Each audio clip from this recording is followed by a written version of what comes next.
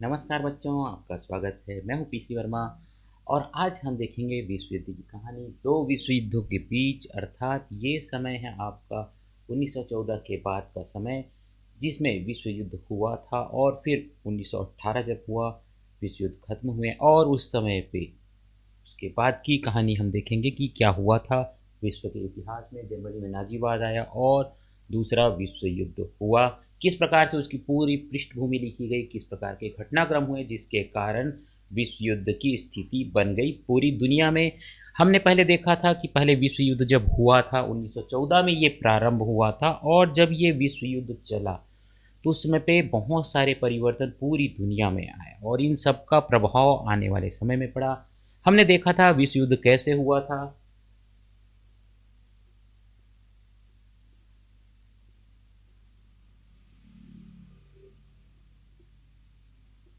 और बहुत लंबे समय के बाद विश्व युद्ध तो समाप्त हो गया, लेकिन इसका प्रभाव जो पड़ा और सबसे ज्यादा प्रभाव इसका पड़ा था वो था जर्मनी।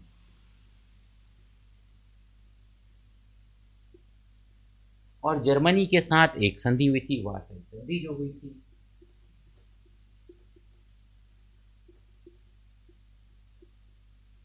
इस संधि को माना जाता है बहुत हद तक इसने दूसरे विश्व युद्ध को लाने का काम किया, क्योंकि ये जो संधि थी बहुत हद तक इस प्रकार से लिखी गई थी, इस प्रकार से बनाई गई थी कि ये जो जर्मनी था उसको ये जो संधि थी स्वीकार्य नहीं थी। इसमें बहुत सारे शर्त लगा दिए गए थे, बहुत सारे नियम बना दिए गए थे और इसके कारण से ये प्रयास किया गया कि जर्मनी जो है उसे पूरी तरह से समाप्त कर दिया जाए, अर्थात उसका जो ताकत है उसे पूरी तरह से हटा दिया जाए। और इसके बाद जब विश्व युद्ध हो गया उसके बाद दुनिया में महामंदी और महामंदी को भी हटाने का बहुत सारा प्रयास चल रहा था और इस बीच में ऐसे बहुत सारे घटनाक्रम हुए जिसने दूसरे विश्व युद्ध की आधारशिला को रख दिया। इसमें क्या हुआ, वारसाई संधि में बहुत सारी शर्तें जो लगाई गई थी जर्मनी के ऊपर, साथ ही साथ उसके बहुत सारे क्षेत्र जो थे, जो खदान इत्यादि के क्षेत्र,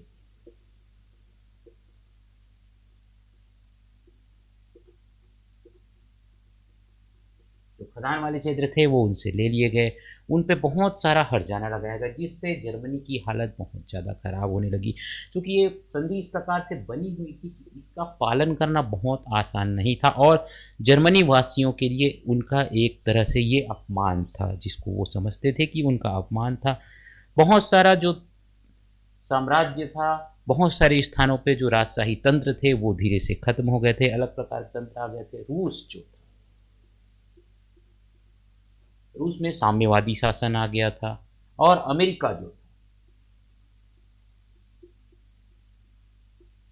फिर से शक्तिशाली बनने की कगार पे आ गया था। अब ये क्या हुआ था, क्योंकि रूस में हमने देखा कि साम्यवादी शासन था, पूंजीवादी जो देश थे वो इसका विरोध कर रहे थे और कोशिश कर रहे थे कि किसी भी प्रकार से रूस का जो सोवियत रूस जिसे कहना चाहिए,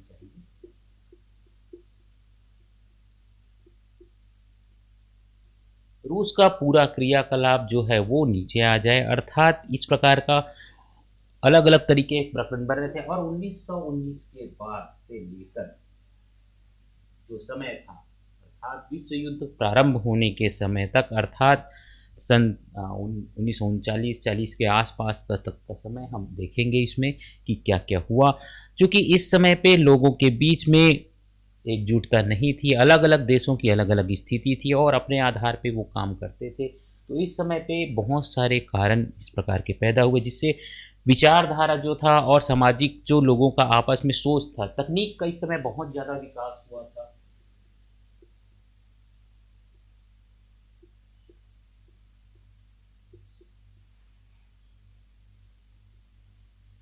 तकनीकें बहुत ज़्यादा विकसित हो रही थी, टेक्नोलॉजी आ रही थी।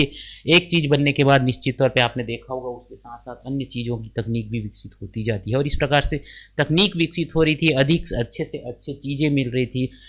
पहला विश्व युद्ध जब हुआ था, हमने देखा था प्रथम विश्व युद्ध जब हुआ था तो उस समय जो हथियार इत्यादि की टेक्नोलॉजी विकसित हुई थी और विश्व युद्ध के बाद इसी टेक्नोलॉजी के अलग अलग रूपों का प्रयोग कल कारखानों के लिए किया जाने लगा, औद्योगिकीकरण बढ़ गया।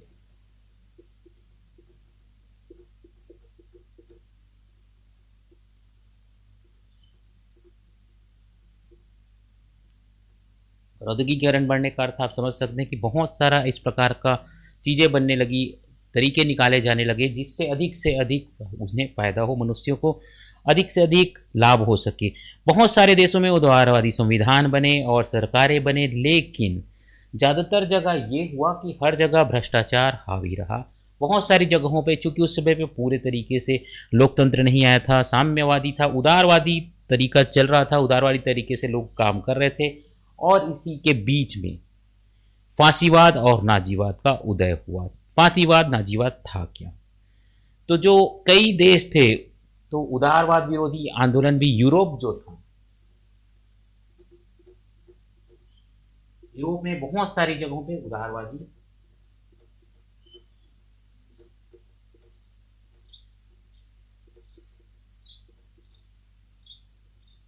आंदोलन होने लगे और यहाँ पे ये मांगे की जानी चाहिए कि जो व्यवस्थाएं थी और जो बहुत बड़ा वर्ग था मध्यम, इससे जुड़ा हुआ,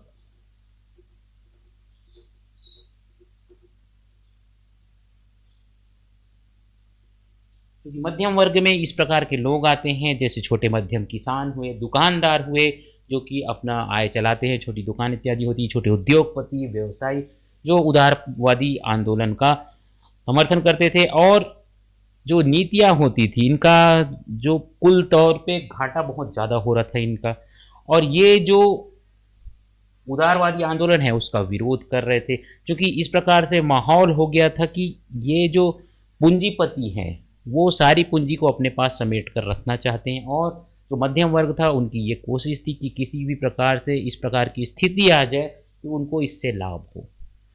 तो पूंजीपति के विरुद्ध एक तरह से नीतियां जो थी वो हटाने की बातें हो रही थी। और इस समय पे 1929 में महामंदी आ गई थी। हमने पहले देखा था महामंदी किस प्रकार से हुआ था, रूस की क्रांति हुई थी, उसके बाद महामंदी का हमने रूप देखा था। अमेरिका भी इससे प्रभावित हो गया था बहुत हद तक। धीरे से बाद में उसने अपनी स्थिति को संभाल लिया जब विश्व युद्ध आया तो, लेकिन बीच में बहुत समय तक महामंदी का प्रभाव रहा।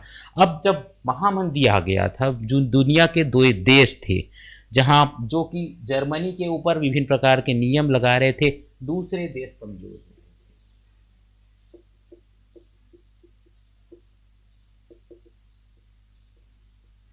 और इसका कारण था महामंदी। ने देखा कि महामंदी में कोई भी प्रभावित हो सकता है, जो कंट्रोल होता है वो बहुत हद तक हट जाता है। जो जर्मनी है उसके ऊपर कंट्रोल कम हो रहा था, और इस बीच में फांसीवाद के विचार उभरने लगे, फांसीवादी पार्टियां उभरने लगी। और ये कहाँ उभर रही थी? जो पार्टियां हैं वो मुख्य तौर पे इटली और जर्मनी में। तो इटली और जर्मनी जो था उस समय पे बहुत सारी फांसीवादी सिद्धांत, नियम जो थे उनके बहुत सारे आ रहे थे। और जो इटली और जर्मनी था,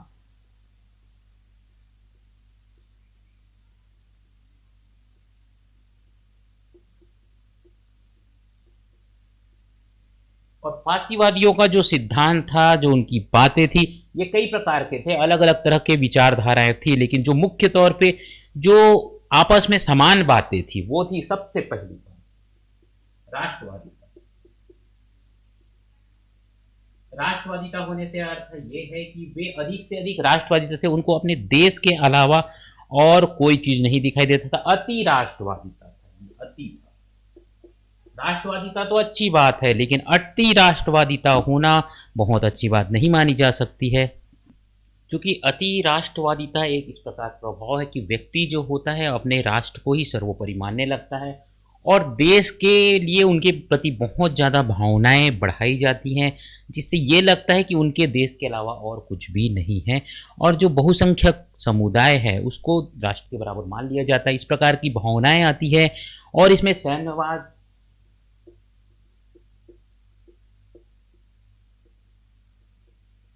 युद्ध उन्माद, इस प्रकार की भावनाएं आ जाती है, और इसे बढ़ाने का काम फांसीवादियों द्वारा किया जा रहा था। इसके साथ साथ जो अलग अलग प्रकार के आपस में द्वंद्व था, अर्थात आपस की प्रतिस्पर्धा थी, तो ये जो प्रतिस्पर्धा थी, वर्ग संघर्ष इत्यादि,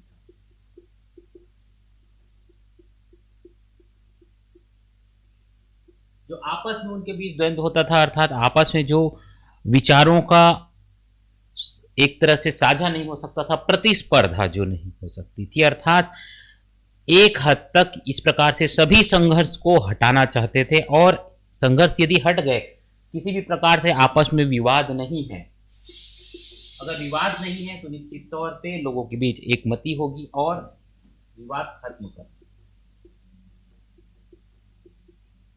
और अगर आपस में किसी के बीच में विवाद नहीं होगा तो निश्चित तौर पे आप जान सकते हैं कि लोग एक साथ आएंगे, एक जगह जाएंगे और जो व्यक्ति है राज्य के हाथ में शक्ति हो जाएगी।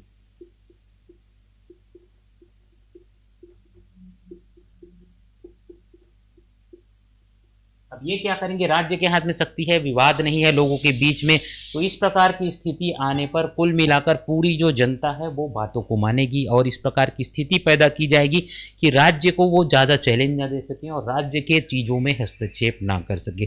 फांसीवाद में ये होता था। इसके अलावा यहाँ अगर राज्य में किसी भी प्रकार की हिंसा हो गई या किसी प्रकार का बल प्रदर्शन हो गया तो दूसरे राजनीतिक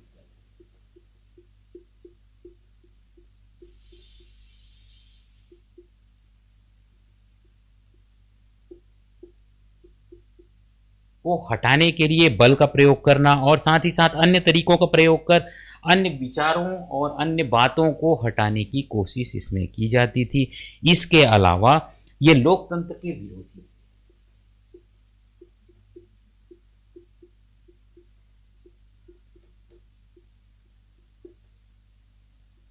ये फांसीवाद की बहुत ही खास बात थी कि लोकतंत्र का इसमें विरोध किया जाता था।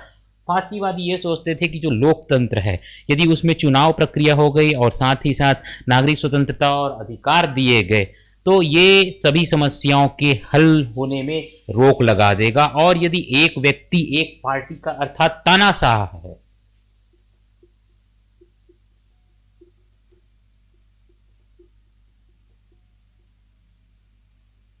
तानाशाही का समर्थन करने से अर्थात तानाशाही चलने से एक ही पार्टी एक ही व्यक्ति अगर राज करता है तो देश का हित होगा, राष्ट्र हित होगा।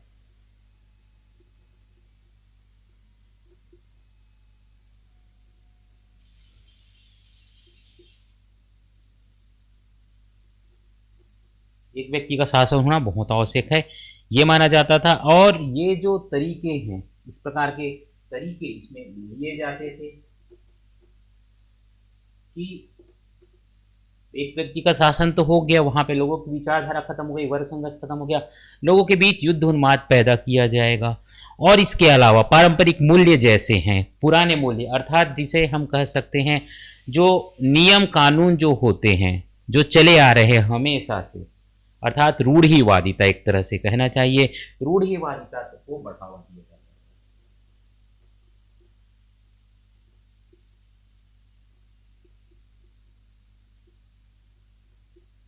तो इसमें आप देख सकते हैं कि कई प्रकार की बातें थी, जैसे महिलाओं को घर संभालने की जिम्मेदारी, पुरुषों को काम करने की जिम्मेदारी, सेना में जाने की जिम्मेदारी। इस तरह से रूढ़िवादिता जो थी कि किस प्रकार से काम करते हैं, लोगों के बीच सम्मान, सहिष्णुता आदि मूल्य में विश्वास नहीं होता था, जो चला आ रहा है, जिस प्रकार का पारंपरिक मूल्य चले आ रहे हैं, महिलाओं को बाहर जाने नहीं देना है, उन्हें घर में रखना है, और ये इस तरह की बातें जो थी रूढ़िवादिता जो थी, फांसीवाद में ये चीज़ें बहुत ज़्यादा थी। इसके साथ साथ जो इनका मुख्य काम होता था वे अपने नेता का,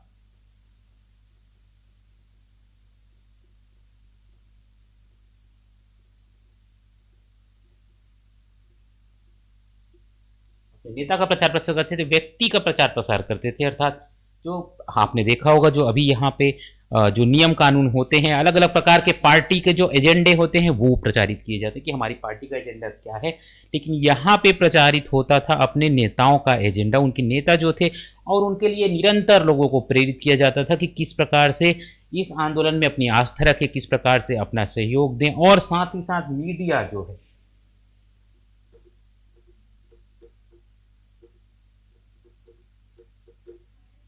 मीडिया का भी प्रयोग किया जाता था कि किस प्रकार से मीडिया अपना अधिक से अधिक समर्थन दे, जबरदस्ती दबाव डाला जाता था, इस प्रकार की खबरें निकाली जाती थी जिससे मीडिया जो है उनके लिए अच्छी बातें प्रसारित कर सके। साथ ही साथ जो सबसे बड़ी बात है और सबसे मुख्य बात है कि ये जो है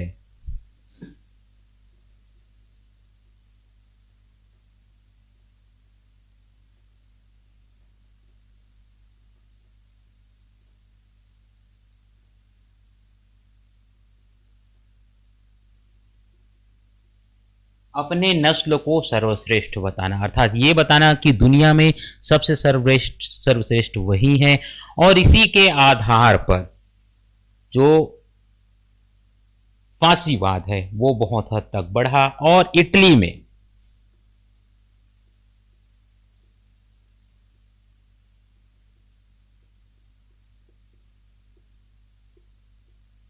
मुसोलिनी थे जिनका बहुत समय तक, अर्थात उन्होंने 1919 से लेकर बहुत समय तक फांसीवाद चलाया अपने देश में।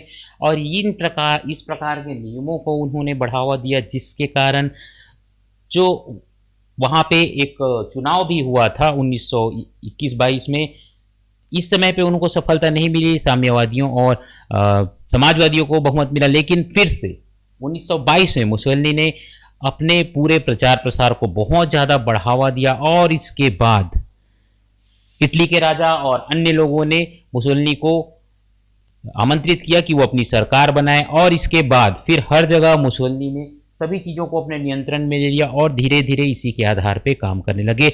और एक तरह से 1922 के बाद सर्वे सर्वा, अर्थात ये जो नियम थे इनके, इनको उन्होंने लगाना चालू किया। और फिर सर्वे सर्वा बनने के साथ साथ एक तरह से फांसीवादी पार्टी आ गई और फिर ये तानाशाह, मुसोलिनी की तानाशाही स्थापित हो गई।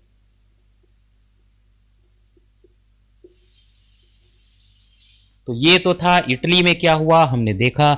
इसके अलावा जर्मनी में नाजीवाद आया, जिसके बारे में हम अपने अगले वीडियो में देखेंगे कि वहां पे क्या हुआ जर्मनी में। पहले तो हमने देखा कि इटली में हुआ, इटली और जर्मनी में फांसीवाद जो था इटली में हुआ, जर्मनी में नाजीवाद हुआ। ये आप देख सकते हैं यहाँ एक साथ है, विचारधारा लगभग समान है दोनों की। इटली में फांसीवाद जो हुआ और जर्मनी में नाजीवाद। तो हम नाजीवाद के बारे में देखेंगे अगले वीडियो में, तो इसके लिए हमारे साथ बने रहिए। हमारे चैनल को जरूर सब्सक्राइब करिए, जिससे हम आपको इसी प्रकार जानकारी देंगे। इसके लिए आपको हमारे चैनल के नीचे, यहाँ पे वीडियो के नीचे सब्सक्राइब बटन बना है, जिस पर क्लिक करना है, जिससे आप हमसे जुड़ जाएंगे और हम आपको इसी प्रकार आपसे जुड़ी हुई जानकारियाँ देंगे। तो आज के लिए इतना ही साथियों, मैं पीसी वर्मा आपसे विदा लेता हूँ। धन्यवाद।